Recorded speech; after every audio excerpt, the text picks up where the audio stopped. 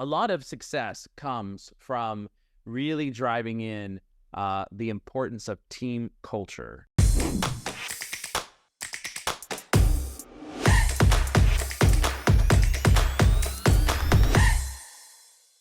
Making sure that you've got the right people at the right place at the right time with the right attitude and the right focus and the right drive to accomplish what it is that the founder or founders want.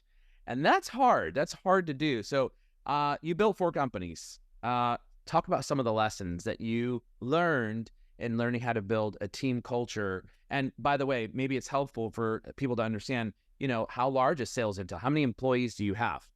Yeah, sure. So let's see, there are a couple of questions in there. So Sales Intel, we are we have offices here. When I say offices, folks work virtually. We do have office in Washington D.C. area. We are just around 100 here in US, but sub 100 here in US.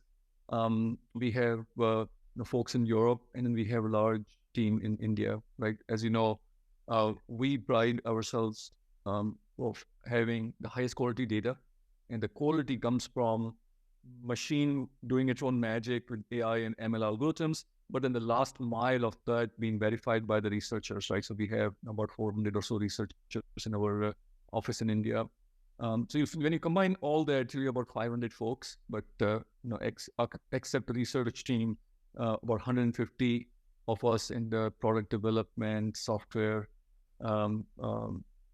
sales, marketing, go-to-market teams, and business operations. Right, so about 150 folks in our team.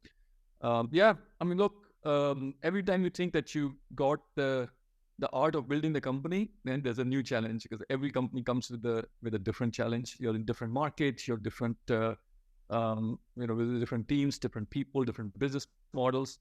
But one thing that is kind of common across the board, that building business is a team sport, right? I tell this thing to everybody, to my team, my investors, my customers, everybody. Building business is a team sport, right? If I was a pianist, I'll do it all by myself, right? Much less coordination. It's just me, right? If I had to put 15 hours to play piano and be perfect at it, probably would be easier. But when you have to have bunch of folks coming together, and these are, you need A players that are independent thinker, that take the ownership, they have their own thoughts and opinions, right? To get them all coming together, that's the hardest part of building any business, right? So how do you build it? We have a level of success. There are many founders who have had much bigger successes than I've had. So happy to share what I have learned, right? It's all about the people, number one. And when I say building business is a team sport, it's a sport, right? Because you're there to play and you're playing to win. And in order to win, you need the A players. And in just like any sport, you want to make sure that there are rules, right? And imagine playing football without any rules, right? It won't go very well. Same thing, building businesses, you need rules. And those rules are nothing but the cultural pillars, right? And every company has different cultural pillars. We have our own. And you continue to tweak those pillars as the company matures from 0 to 5 million, 5 to 10 million, 10 to $100 million, right?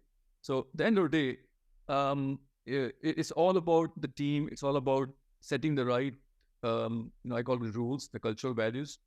In my first company, I wish we had understood the importance of culture. We never talked about it. We never thought this was a thing, right?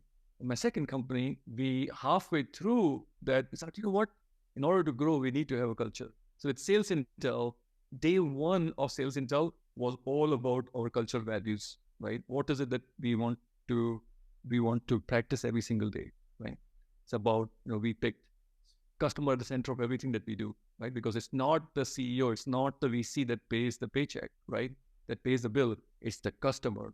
So everybody needs to have that lens of customer, right? Keep the customer, whether you're developing a product, whether you're selling, don't sell it to a customer if you can't deliver, right? Don't sell futures, like market to the right customer, not to the entire world. So we kept that as our key pillar. And then it's about, okay, what type of work do we want to do, right? Or do we want to be Steve Jobs or do we want to be Mark Zuckerberg, right? Because both had different philosophies. Mark Zuckerberg was like, run fast and break things. Steve Jobs was make everything perfect and then release, right? So which philosophy do you take? And we took the progress over perfection.